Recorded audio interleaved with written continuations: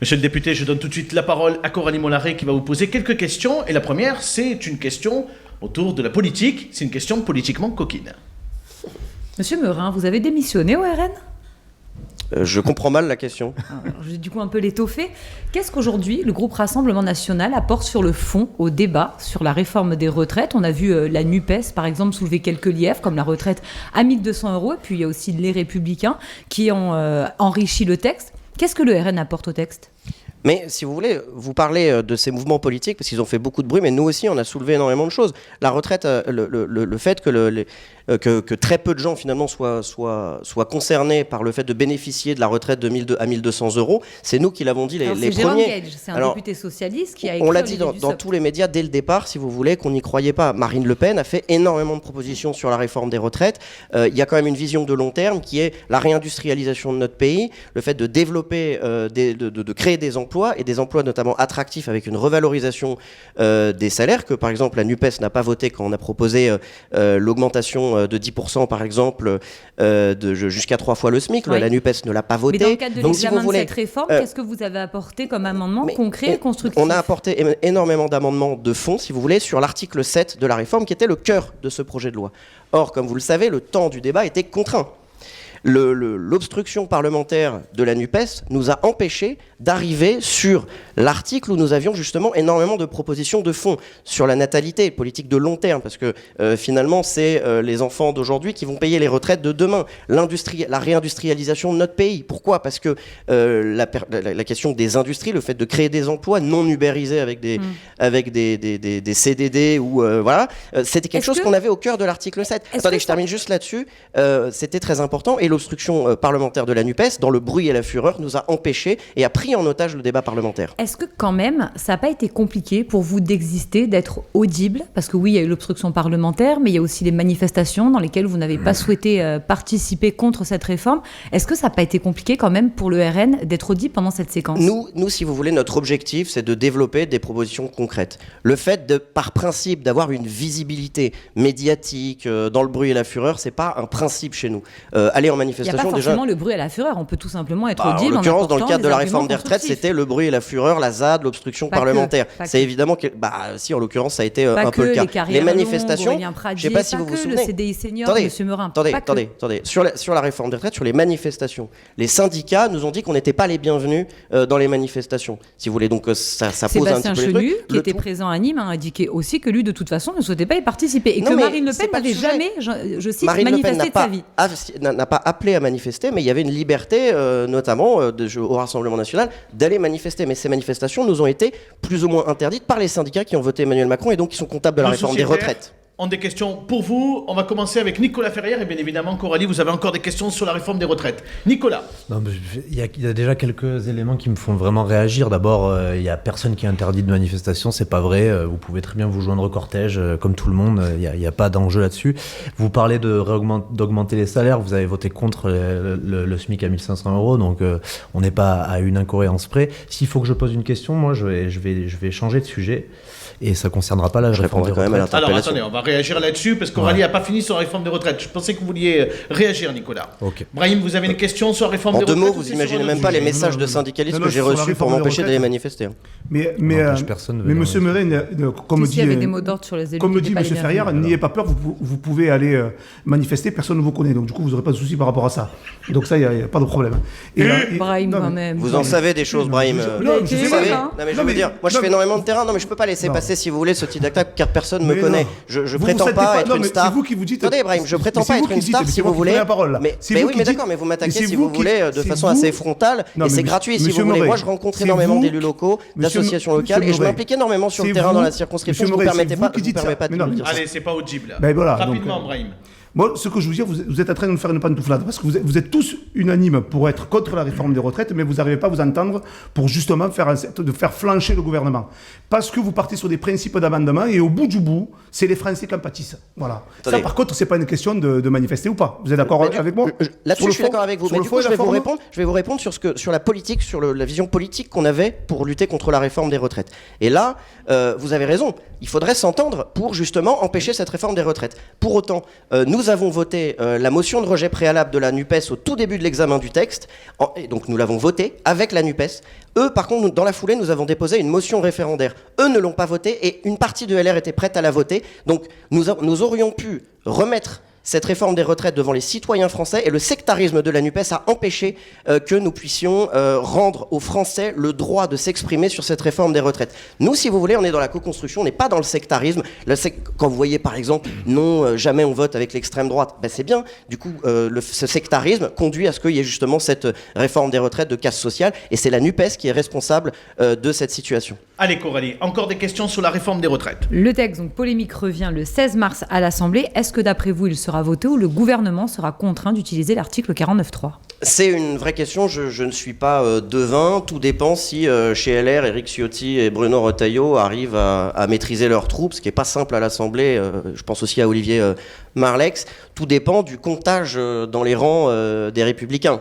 Et en effet, si la majorité, si les Républicains, il y en a une part substantielle qui refuse de voter la réforme, il n'est pas impossible que le 49.3 soit une nécessité. Encore une fois, je ne suis pas devin, tout dépend de la discipline qu'il y aura chez LR et aussi dans la majorité, puisque Aurore Berger, frontalement, a dit « Nous exclurons tout député qui votera contre la réforme des retraites ». Coralie, on enchaîne avec peut-être l'Assemblée sur nationale. la présidence de groupe de la sécurité routière. Exactement, le Gard malheureusement est touché par cette problématique. 10 personnes sont décédées depuis le début de cette année 2023 sur nos routes gardoises. Quel constat et quelles solutions pensez-vous apporter ?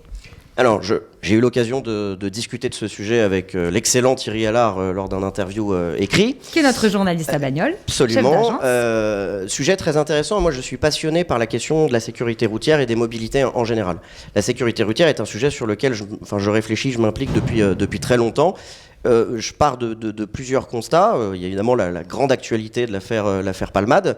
Moi, si vous voulez, le constat, c'est qu'on a un pays où l'état de nos routes, l'état des routes en France est passé du premier rang mondial au 18e rang mondial. Il y a énormément de problématiques de sécurité liées à l'état des routes, et le fait d'avoir un groupe d'études sur le sujet va me permettre de travailler, de quantifier, éventuellement de budgéter une remise en état des routes. Pour vous, l'état des routes, c'est la principale problématique ? C'est ce que dit la délégation interministérielle à la sécurité routière, c'est qu'un tiers des accidents mortels sont liés à l'état des routes. Donc il y a un vrai sujet. Après, il y a ce que Darmanin a cité, c'est qu'il y a 500 morts par an sur la route qui sont liés aux stupéfiants. Donc il y a un vrai sujet de lutter contre la grande délinquance routière. Moi, quand j'en ai parlé avec les gendarmes, ils m'ont dit la mortalité, on sait sur quelle route elle se trouve. Donc il faut concentrer et faire des contrôles qualitatifs sur les routes les plus dangereuses et les plus accidentogènes, et arrêter, comme je le dis souvent, trivialement, d'emmerder l'automobiliste qui fait des petits excès de vitesse et qui se comporte bien. Mais qu'est-ce que vous proposez par rapport à l'alcool et par rapport aux stupéfiants ? Est-ce que la législation qui est en vigueur aujourd'hui est suffisante ou est-ce qu'il faut durcir ? Alors, je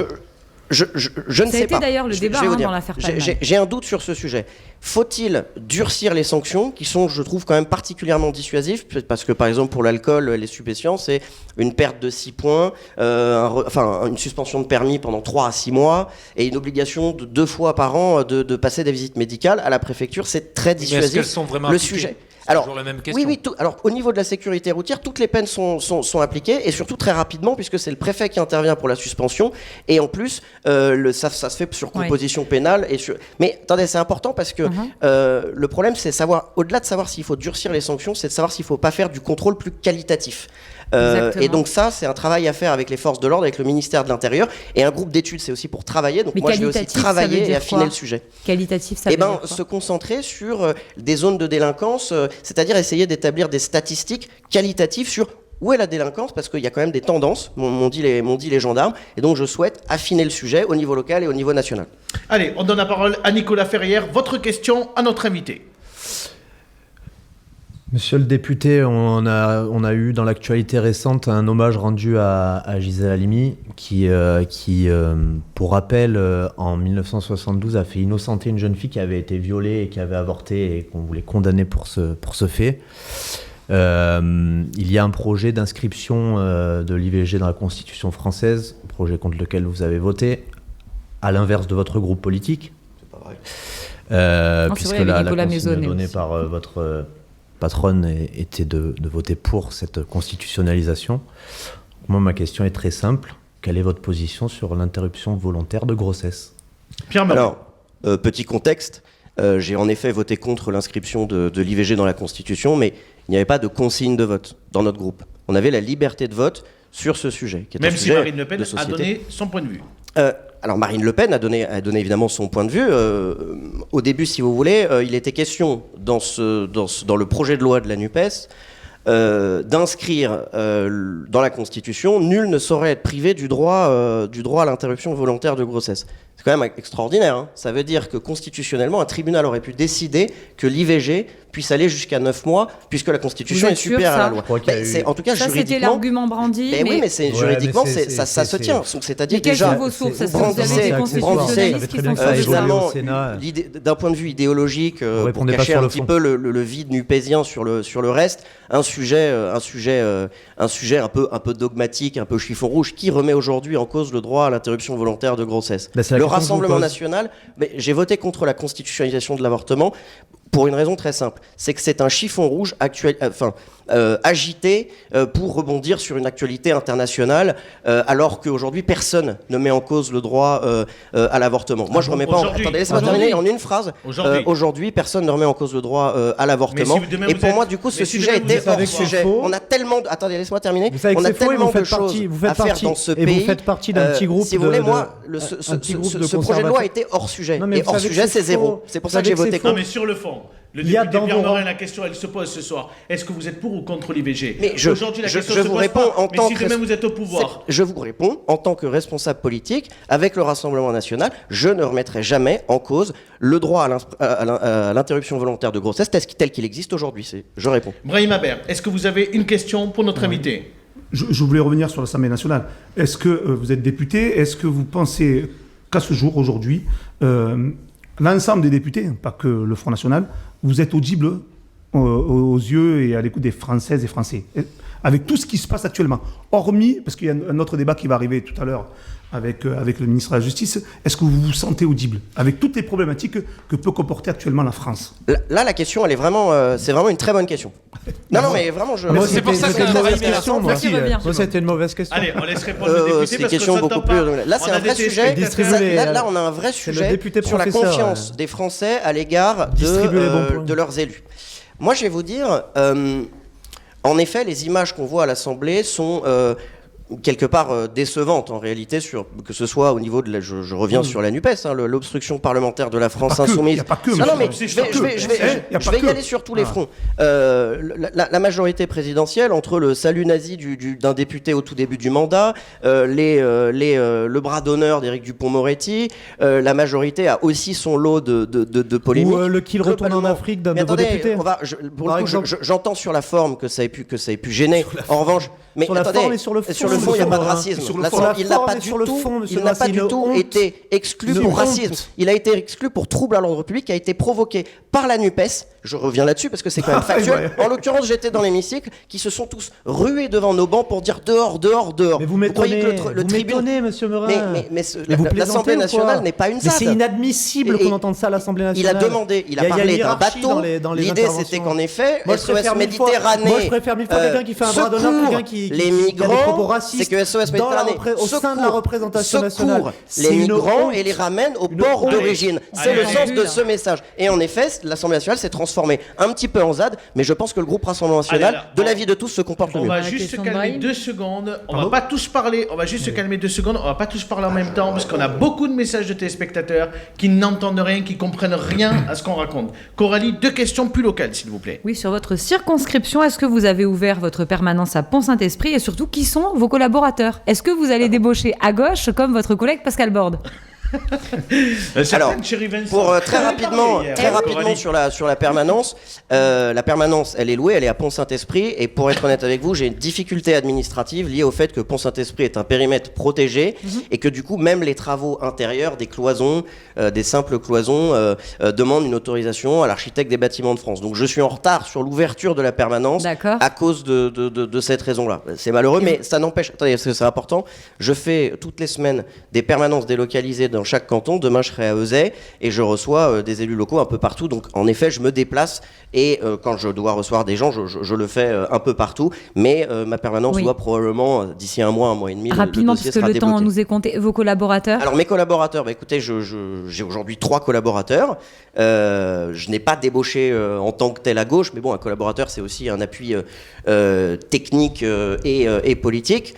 Donc je vous avoue que moi, j'ai trouvé des collaborateurs qui se trouvent être plutôt d'ailleurs de mes convictions politiques. D'accord. Donc j'en ai 3 et j'en ai un récent qui est formidable, il gagne à être connu. Une petite question qui est coquine, mais moyennement. Vous avez fait le choix de vous installer à Pont-Saint-Esprit, pas à l'Est. Est-ce qu'on peut imaginer que derrière, il y a d'autres ambitions politiques quand on sait qu'à Pont-Saint-Esprit, vous avez fait plus de 54% aux élections législatives? J'ai fait 64%. Là, moi, je vous parle du second tour. Au second tour, 64%. Ah bon, alors excusez-moi. Au second tour des législatives à Pont-Saint-Esprit. Alors, ça, on m'avait déjà posé cette question. Moi, évidemment, je serai très actif dans la préparation des élections municipales de 2020 et départementales, en effet. Donc, c'est un peu, de base, à l'origine, c'est mon métier. 2026. Comment 2026, en effet, autant pour moi. Je pense déjà au présidentiel, vous voyez.